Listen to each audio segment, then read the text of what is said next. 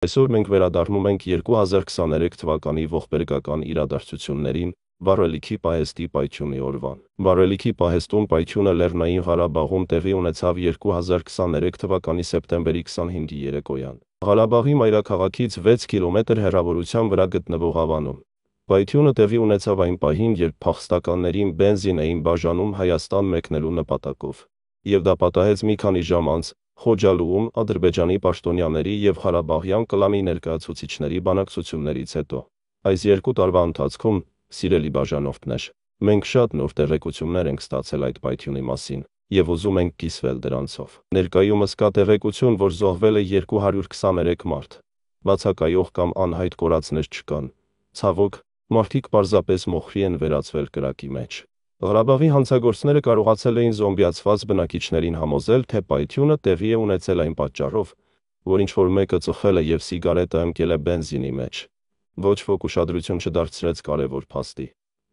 Պայթյունը տեղի ունեցավ Բաքվի եւ Ղարաբաղի պաշտոնյաների խմբի միջև բանակցությունների ավարտից ընդամենը մի քանի ժամ անց։ Ղարաբաղի իշխանությունները դրանից առաջ այրել էին գրեթե բոլոր փաստաթղթերը, որոնք վերաբերում էին վերջին 35 տարվա ընթացքում Հայաստանի բյուջեից կատարված հափշտակություններին։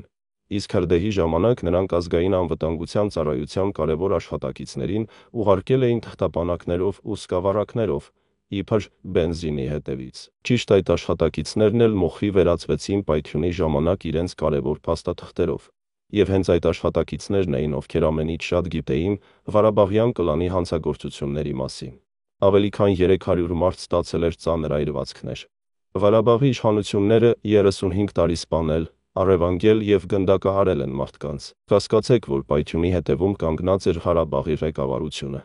Ուշադրություն դարձրեք, դեպքի վայրում ոչ մի նախարար, գեներալ կամ նրանց զավակ չկար։ Սա տարօրինակ չէ։ Շատ ղարաբաղցիներ պատմում էին, որ իբր մոտ 1000 մարդ հավաքվել էր այնտեղ, քանի որ ոչ ոքի մոտ բենզին չկար, եւ ուզում էին գոնե մի քանի լիտր վառելանյութ գտնել։ Այս երկու տարվա ընթացքում ղարաբաղցիները մեզ պատմել են գաղտնիքներ, որոնցից մարմնով սարսուռ է անցնում։ Պարզվում է, որ որոշ մարդիկ բոլորին խաբել էին, թե բենզին չունեն։ Իրականում հերթում կանգնածների գրեթե կեսը 2 անգամ ստացել էր 8-10 լիտր բենզին, ինչը լիովին կբավարարեր Գորիս հասնելու համար։ Արդյոք պետք էր որոնել եւս 20 լիտր անվճար բենզին, երբ արդեն կար այնքան, որ հասնեին Գորիս։ Ինչպես կարելի է այդքան ագահ լինել եւ միշտ ձգտել միայն անվճարին։ Ղարաբաղի բնակիչներն ինձ պատմեցին, որ այնտեղ իրականում կարող էր լինել ոչ թե 1000, այլ ընդամենը 300-400 մարդ, եթե շատերը կիսվեին իրենց բենզինով։ Պարզվում է, որ որոշ մարդիկ ամբողջ բակ բենզին ունեին, մոտ 40 լիտր, եւ կարող էին կիսվել հարևանների ու ընկերների հետ, բայց չարեցին։ Ինչպիսի սրիկա պիտի լինես, որ ունենաս 40 լիտր բենզին եւ չտաս ուրիշին գոնե 10 լիտր, որպեսզի հասնի Գորիս։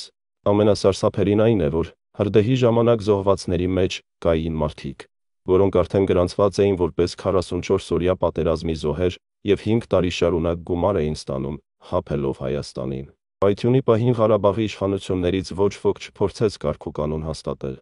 Բոլորը ինքնուրույն հեռացան, փաստաթղթեր ոչնչացնելու եւ սեփական եղբայր հայերին սպանելու համար։ Նրանք, ովքեր չխնայեցին Մոնթեին, Լևոն Հայրապետյանին, Վազգեն Սարգսյանին, Խորխորունուն, Դեմիրճյանին եւ ովքեր չխնայեցին 2008 թվականի մարտի 1-ին Երևանի բնակիչներին։ Նրանք էլ չխնայեցին իրենց հազարավոր ղարաբաղցիներին հանցագործությունները թաքցնելու